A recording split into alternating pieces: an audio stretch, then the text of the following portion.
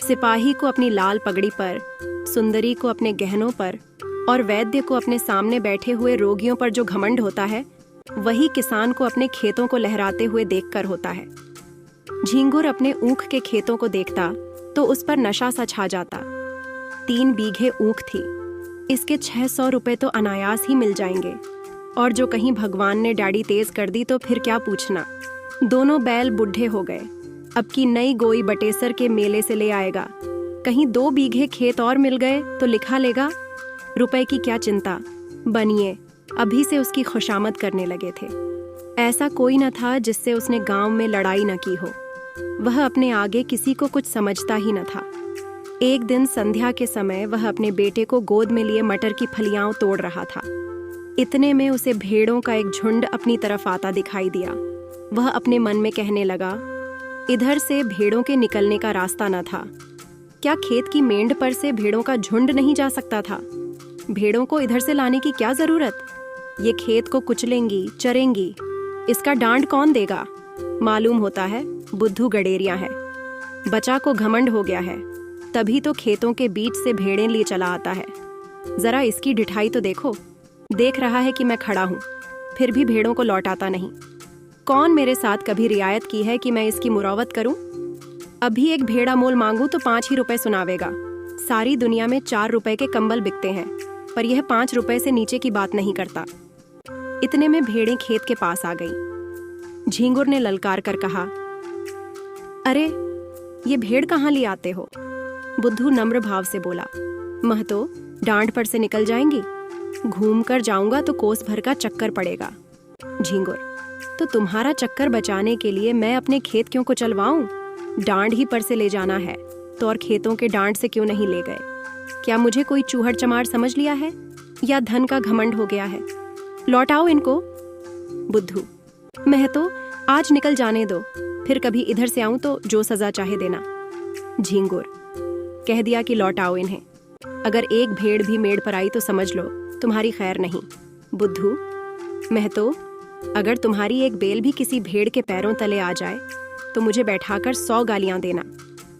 बुद्धू बातें तो बड़ी नम्रता से कर रहा था, किंतु लौटाने में अपनी हेठी समझता था। उसने मन में सोचा, इसी तरह जरा जरा धमकियों पर भेड़ों को लौटाने लगा तो फिर मैं भेड़ें चरा चुका। आज लौट जाऊं तो कल को कहीं निकलने का रास्ता ही न मिलेगा। सभी रोब जमाने लगेंगे। बुद्धू भी पोढ़ा आदमी था। 12 कोड़ी भेड़ें थीं। उन्हें खेतों में बिठाने के लिए भई रात 8 आने कोड़ी मजदूरी मिलती थी। इसके उपरांत दूध बेचता था, ऊन के कंबल बनाता था।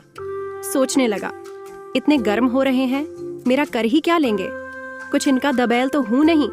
भेड़ों ने जो हरी हरी पत्तियां देखीं तो अधीर हो गईं, खेत में घुस पड़ी। बुद्धू उन्हें डंडों से मार मार कर खेत के किनारे हटाता था और वे इधर उधर से निकलकर खेत में जा पड़ती थीं। झींगुर ने आग होकर कहा, तुम मुझसे हेकड़ी जताने चले हो, तुम्हारी सारी हेकड़ी निकाल दूंगा। बुद्धू, तुम्हें देखकर चौंकती है, तुम हट जाओ तो मैं सबको निकाल ले जाऊं। झींगुर ने लड़के को तो गोद से उतार दिया और अपना डंडा संभालकर भेड़ों पर पिल पड़ा। धोबी भी इतनी निर्दयता से अपने गधे को न पीटता होगा। किसी भेड़ की टांग टूटी, किसी की कमर टूटी, सबने बें बें का शोर मचाना शुरू किया। बुद्धू चुपचाप खड़ा अपनी सेना का विध्वंस अपनी आंखों से देखता रहा। वह न भेड़ों को हाँकता था, न झींगुर से कुछ कहता था, बस खड़ा तमाशा देखता रहा। 2 मिनट में झींगुर ने इस सेना को अपने अमानुषिक पराक्रम से मार भगाया। मेष दल का संहार करके विजय गर्व से बोला, अब सीधे चले जाओ, फिर इधर से आने का नाम न लेना। बुद्धू ने आहत भेड़ों की ओर देखते हुए कहा, झींगुर, तुमने यह अच्छा काम नहीं किया, पछताओगे। केले को काटना भी इतना आसान नहीं जितना किसान से बदला लेना। उसकी सारी कमाई खेतों में रहती है या खलिहानों में।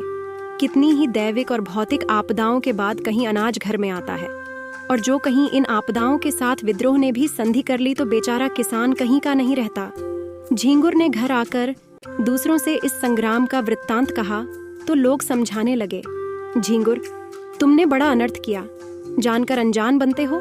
बुद्धू को जानते नहीं, कितना झगड़ालू आदमी है, अब भी कुछ नहीं बिगड़ा, जाकर उसे मना लो। नहीं तो तुम्हारे साथ सारे गांव पर आफत आ जाएगी। झींगुर की समझ में बात आई। पछताने लगा कि मैंने कहां से कहां उसे रोका। अगर भेड़ें थोड़ा बहुत चर ही जाती तो कौन में उजड़ा जाता था। वास्तव में हम किसानों का कल्याण दबे रहने में ही है। ईश्वर को भी हमारा सिर उठाकर चलना अच्छा नहीं लगता। जी तो बुद्धू के घर जाने को न चाहता था, किंतु दूसरों के आग्रह से मजबूर होकर चला। अगहन का महीना था, कोहरा पड़ रहा था, चारों ओर अंधकार छाया हुआ था। गांव से बाहर निकला ही था कि सहसा अपने ऊख के खेत की ओर अग्नि की ज्वाला देखकर चौंक पड़ा। छाती धड़कने लगी। खेत में आग लगी हुई थी। बेतहाशा दौड़ा, मनाता जाता था कि मेरे खेत में ना हो। पर ज्यों-ज्यों समीप पहुंचता था, यह आशामय भ्रम शांत होता जाता था। वह अनर्थ हो ही गया, जिसके निवारण के लिए वह घर से चला था। हत्यारे ने आग लगा ही दी और मेरे पीछे सारे गांव को चौपट किया। उसे ऐसा जान पड़ता था कि वह खेत आज बहुत समीप आ गया है, मानो बीज के प्रति खेतों का अस्तित्व ही नहीं रहा। अंत में जब वह खेत पर पहुंचा तो आग प्रचंड रूप धारण कर चुकी थी। झींगुर ने हाय हाय मचाना शुरू किया। गांव के लोग दौड़ पड़े और खेतों से अरहर के पौधे उखाड़कर आग को पीटने लगे। अग्नि मानव संग्राम का भीषण दृश्य उपस्थित हो गया। एक पहर तक हाहाकार मचा रहा। कभी एक प्रबल होता था, कभी दूसरा। अग्नि पक्ष के योद्धा मरमर कर जी उठते थे और द्विगुण शक्ति से रणोन्मत्त होकर शस्त्र प्रहार करने लगते थे। मानव पक्ष में जिस योद्धा की कीर्ति सबसे उज्जवल थी, वह बुद्धू था। बुद्धू कमर तक धोती चढ़ाए, प्राण हथेली पर लिए, अग्निराशि में कूद पड़ता था और शत्रुओं को परास्त करके बाल बाल बचकर निकल आता था। अंत में मानव दल की विजय हुई, किंतु ऐसी विजय जिस पर हार भी हंसती। गांव भर की ऊख जलकर भस्म हो गई और ऊख के साथ सारी अभिलाषाएं भी भस्म हो गईं। आग किसने लगाई, यह खुला हुआ भेद था, पर किसी को कहने का साहस न था। कोई सबूत नहीं, प्रमाणहीन तर्क का मूल्य ही क्या। झींगुर को घर से निकलना मुश्किल हो गया। जिधर जाता ताने सुनने पड़ते। लोग प्रत्यक्ष कहते थे, यह आग तुमने लगवाई, तुम ही ने हमारा सर्वनाश किया, तुम ही मारे घमंड के धरती पर पैर न रखते थे, आपके आप गए, अपने साथ गांव भर को डुबो दिया। बुद्धू को न छेड़ते तो आज क्यों यह दिन देखना पड़ता। झींगुर को अपनी बर्बादी का इतना दुख न था जितना इन जली कटी बातों का। दिन भर घर में बैठा रहता। पूस का महीना आया, जहां सारी रात कोल्हू चला करते थे। गुड़ की सुगंध उड़ती रहती थी, भट्ठियां जलती रहती थीं और लोग भट्ठियों के सामने बैठे हुक्का पिया करते थे। वहां सन्नाटा छाया हुआ था। ठंड के मारे लोग सांझ ही से किवाड़े बंद करके पड़ रहते और झींगुर को कोसते। माघ और भी कष्टदायक था। ऊख केवल धनदाता ही नहीं, किसानों का जीवनदाता भी है। उसी के सहारे किसानों का जाड़ा कटता है। गर्म रस पीते हैं, ऊख की पत्तियां तापते हैं, उसके अगोड़े पशुओं को खिलाते हैं। गांव के सारे कुत्ते जो रात को भट्ठियों की राख में सोया करते थे, ठंड से मर गए। कितने ही जानवर चारे के अभाव से चल बसे। शीत का प्रकोप हुआ और सारा गांव खांसी बुखार में ग्रस्त हो गया। और यह सारी विपत्ति झींगुर की करनी थी। अभागे हत्यारे झींगुर की। झींगुर ने सोचते सोचते निश्चय किया कि बुद्धू की दशा भी अपनी ही सी बनाऊंगा। उसके कारण मेरा सर्वनाश हो गया और चैन की बंशी बजा रहा है, मैं भी उसका सर्वनाश करूंगा। जिस दिन इस घातक कलह का बीजारोपण हुआ, उसी दिन से बुद्धू ने इधर आना छोड़ दिया था। झींगुर ने उससे रब्त जब्त बढ़ाना शुरू किया। वह बुद्धू को दिखाना चाहता था कि तुम्हारे ऊपर मुझे बिल्कुल संदेह नहीं है। एक दिन कंबल लेने के बहाने गया, फिर दूध लेने के बहाने गया। बुद्धू उसका खूब आदर सत्कार करता। चिलम तो आदमी दुश्मन को भी पिला देता है, वह उसे बिना दूध और शरबत पिलाए न आने देता। झींगुर आजकल एक सन लपेटने वाली कल में मजदूरी करने जाया करता था। बहुधा कई कई दिनों की मजदूरी इकट्ठी मिलती थी। बुद्धू ही की तत्परता से झींगुर का रोजाना खर्च चलता था। अतएव झींगुर ने खूब रब्त जब्त बढ़ा लिया। एक दिन बुद्धू ने पूछा, क्यों झींगुर, अगर अपनी ऊख जलाने वाले को पा जाओ तो क्या करो, सच कहना। झींगुर ने गंभीर भाव से कहा, मैं उससे कहूं, भैया तुमने जो कुछ किया बहुत अच्छा किया, मेरा घमंड तोड़ दिया, मुझे आदमी बना दिया। बुद्धू, मैं जो तुम्हारी जगह होता तो बिना उसका घर जलाए ना मानता। झींगुर, 4 दिन की जिंदगानी में बैर विरोध बढ़ाने से क्या फायदा है? मैं तो बर्बाद हुआ ही, अब उसे बर्बाद करके क्या पाऊंगा? बुद्धू, बस यही आदमी का धर्म है। पर भाई, क्रोध के बस में होकर बुद्धि उलटी हो जाती है। फागुन का महीना था। किसान ऊख बोने के लिए खेतों को तैयार कर रहे थे। बुद्धू का बाजार गर्म था। भेड़ों की लूट मची हुई थी। 2-4 आदमी नित्य द्वार पर खड़े खुशामदें किया करते। बुद्धू किसी से सीधे मुंह बात न करता। भेड़ रखने की फीस दूनी कर दी थी। अगर कोई एतराज करता तो बेलाग कहता, तो भैया भेड़ें तुम्हारे गले तो नहीं लगाता हूँ। जी न चाहे मत रखो, लेकिन मैंने जो कह दिया है उससे 1 कौड़ी भी कम नहीं हो सकती। गरज थी। लोग इस रुखाई पर भी उसे घेरे ही रहते थे, मानो पंडे किसी यात्री के पीछे हों। लक्ष्मी का आकार तो बहुत बड़ा नहीं, और वह भी समयानुसार छोटा बड़ा होता रहता है। यहाँ तक कि कभी वह अपना विराट आकार समेटकर उसे कागज के चंद अक्षरों में छिपा लेती है। कभी कभी मनुष्य की जिह्वा पर जा बैठती है। आकार का लोप हो जाता है, किंतु उनके रहने को बहुत स्थान की जरूरत होती है। वह आई और घर बढ़ने लगा। छोटे घर में उनसे नहीं रहा जाता। बुद्धू का घर भी बढ़ने लगा। द्वार पर बरामदा डाला गया। 2 की जगह 6 कोठरियां बनवाई गईं। यूं कहिए कि मकान नए सिरे से बनने लगा। किसी किसान से लकड़ी मांगी, किसी से खपरों का आंवा लगाने के लिए उपले, किसी से बांस और किसी से सरकंडे। दीवार की उठवाई देनी पड़ी, वह भी नकद नहीं, भेड़ों के बच्चों के रूप में। लक्ष्मी का यह प्रताप है। सारा काम बेगार में हो गया। मुफ्त में अच्छा खासा घर तैयार हो गया। गृह प्रवेश के उत्सव की तैयारियां होने लगीं। इधर झींगुर दिन भर मजदूरी करता तो कहीं आधा पेट अन्न मिलता।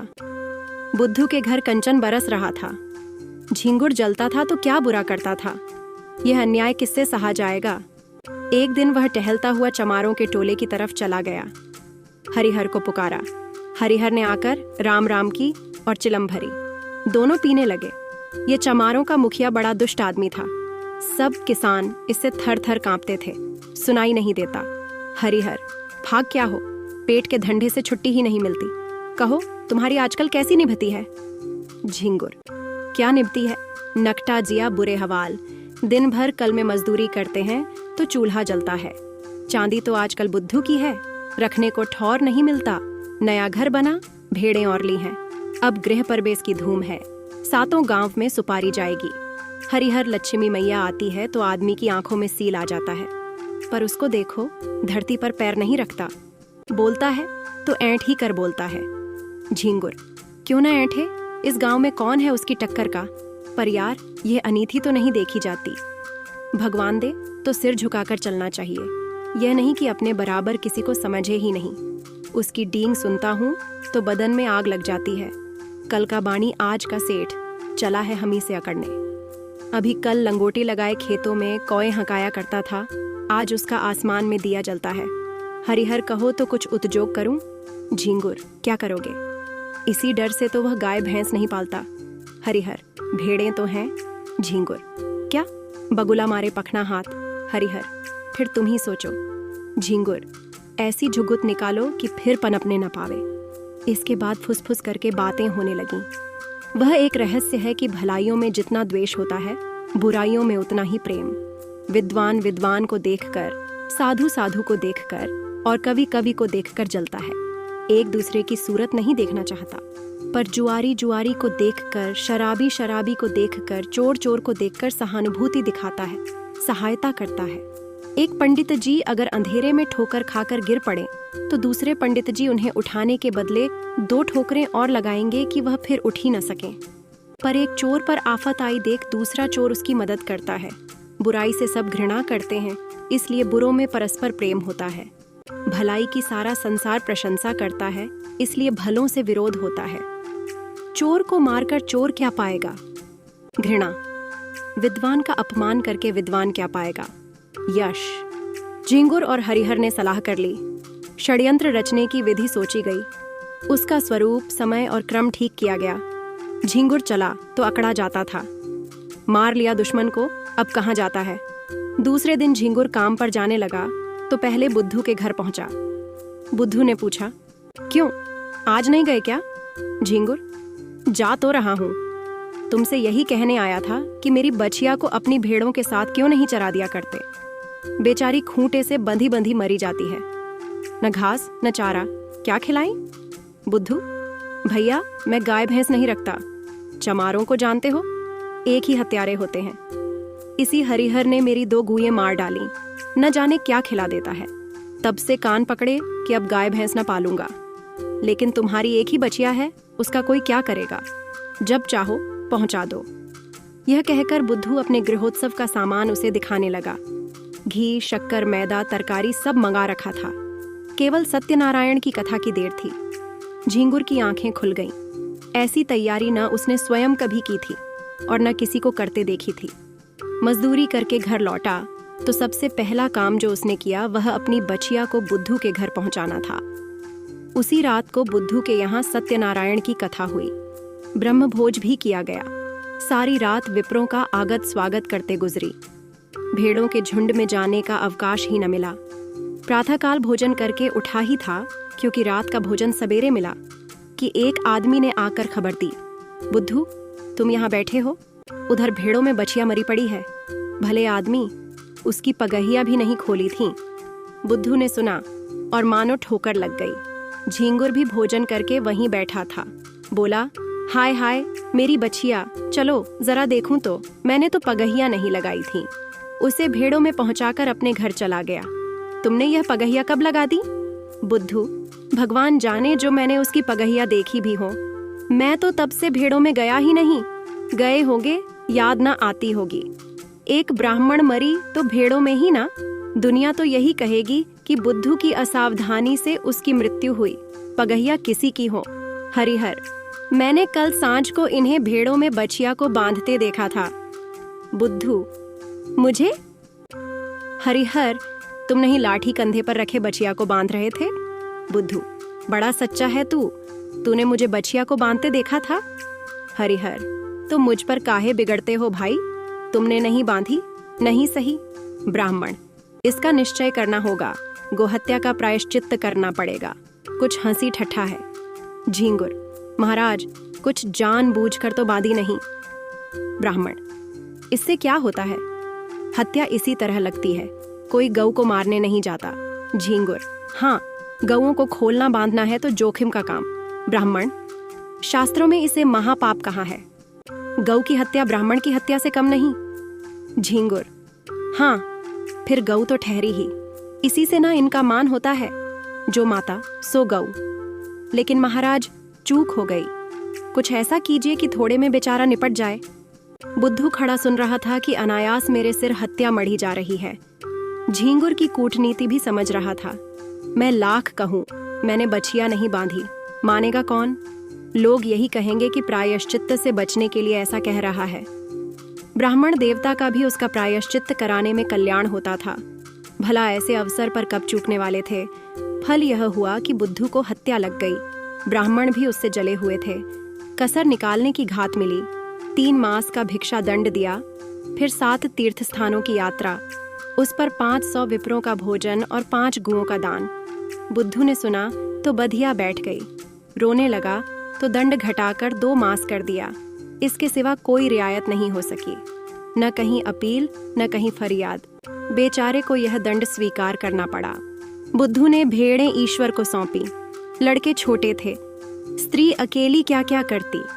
गरीब जाकर द्वारों पर खड़ा होता और मुंह छिपाए हुए कहता, गाय की बाछी दिया बनवास। भिक्षा तो मिल जाती, किंतु भिक्षा के साथ 2-4 कठोर अपमानजनक शब्द भी सुनने पड़ते। दिन को जो कुछ पाता वही शाम को किसी पेड़ के नीचे बनाकर खा लेता और वहीं पड्ढे रहता। कष्ट की तो उसे परवाह न थी। भेड़ों के साथ दिन भर चलता ही था, पेड़ के नीचे सोता ही था। भोजन भी इससे कुछ ही अच्छा मिलता था, पर लज्जा थी भिक्षा मांगने की। विशेष करके जब कोई कर्कशा यह व्यंग्य कर देती थी कि रोटी कमाने का अच्छा ढंग निकाला है, तो उसे हार्दिक वेदना होती थी। पर करे क्या? 2 महीने के बाद वह घर लौटा। बाल बढ़े हुए थे, दुर्बल इतना मानो 60 वर्ष का बूढ़ा हो। तीर्थ यात्रा के लिए रुपयों का प्रबंध करना था। गडरियों को कौन महाजन कर्ज दे? भेड़ों का भरोसा क्या? कभी कभी रोग फैलता है तो रात भर में दल का दल साफ हो जाता है। उस पर जेठ का महीना, जब भेड़ों से कोई आमदनी होने की आशा नहीं। एक तेली राजी भी हुआ तो 2 रुपए ब्याज पर। 8 महीने में ब्याज मूल के बराबर हो जाएगा। यहाँ कर्ज लेने की हिम्मत न पड़ी। इधर 2 महीनों में कितनी ही भेड़ें चोरी चली गई थीं। लड़के चराने ले जाते थे। दूसरे गांव वाले चुपके से 1-2 भेड़ें किसी खेत या घर में छिपा देते और पीछे मारकर खा जाते। लड़के बेचारे एक तो पकड़ न सकते और जो देख भी लेते तो लड़े क्यों कर। सारा गांव एक हो जाता। 1 महीने में तो भेड़ें आधी भी न रहेंगी। बड़ी विकट समस्या थी। विवश होकर बुद्धू ने एक बूढ़ड़ को बुलाया और सब भेड़ें उसके हाथ बेच डालीं। 500 रुपए हाथ लगे। उसमें से 200 रुपए लेकर तीर्थ यात्रा करने गया। शेष रुपए ब्रह्म भोज आदि के लिए छोड़ गया। बुद्धू के जाने पर उसके घर में 2 बार सेंध लगी, पर यह कुशल हुई कि जघट हो जाने के कारण रुपए बच गए। सावन का महीना था। चारों ओर हरियाली छाई हुई थी। झींगुर के बैल न थे। खेत बटाई पर दे दिए थे। बुद्धू प्रायश्चित्त से निवृत्त हो गया था और उसके साथ ही माया के फंदे से भी। न झींगुर के पास कुछ था न बुद्धू के पास। कौन किससे जलता और किस लिए जलता। सन की कल बंद हो जाने के कारण झींगुर अब बेलदारी का काम करता था। शहर में एक विशाल धर्मशाला बन रही थी। हजारों मजदूर काम करते थे। झींगुर भी उन्हीं में था। 7वें दिन मजदूरी के पैसे लेकर घर आता था और रात भर रहकर सवेरे फिर चला जाता था। बुद्धू भी मजदूरी की टोह में यहीं पहुंचा। जमादार ने देखा दुर्बल आदमी है, कठिन काम तो इससे हो न सकेगा। कारीगरों को गारा देने के लिए रख लिया। बुद्धू सिर पर तसला रखे गारा लेने गया तो झींगुर को देखा। राम राम हुई। झींगुर ने गारा भर दिया। बुद्धू उठा लाया। दिन भर दोनों चुपचाप अपना अपना काम करते रहे। संध्या समय झींगुर ने पूछा, कुछ बनाओगे ना? बुद्धू, नहीं तो खाऊंगा क्या? झींगुर, मैं तो 1 जून चबैना कर लेता हूँ। इस जून सत्तू पर काट देता हूँ। कौन झंझट करे। बुद्धू, इधर उधर लकड़ियाँ पड़ी हुई हैं, बटोर लाओ। आटा मैं घर से लेता आया हूँ। घर ही पिसवा लिया था। यहाँ तो बड़ा महंगा मिलता है। इसी पत्थर की चट्टान पर आटा गूंधे लेता हूँ। तुम तो मेरा बनाया खाओगे नहीं, इसलिए तुम ही रोटियां सेंको, मैं बना दूंगा। झींगुर, तवा भी तो नहीं है? बुद्धू, तवे बहुत हैं, यही गाड़े का तसला मांझे लेता हूँ। आग जली, आटा गूंधा गया। झींगुर ने कच्ची पक्की रोटियां बनाई। बुद्धू पानी लाया। दोनों ने लाल मिर्च और नमक से रोटियां खाई। फिर चिलम भरी गई। दोनों आदमी पत्थर की सिलों पर लेटे और चिलम पीने लगे। बुद्धू ने कहा, तुम्हारी ऊख में आग मैंने लगाई थी। झींगुर ने विनोद के भाव से कहा, जानता हूँ। थोड़ी देर बाद झींगुर बोला, बछिया मैंने ही बांधी थी और हरिहर ने उसे कुछ खिला दिया था। बुद्धू ने भी वैसे ही भाव से कहा, जानता हूँ। फिर दोनों सो गए।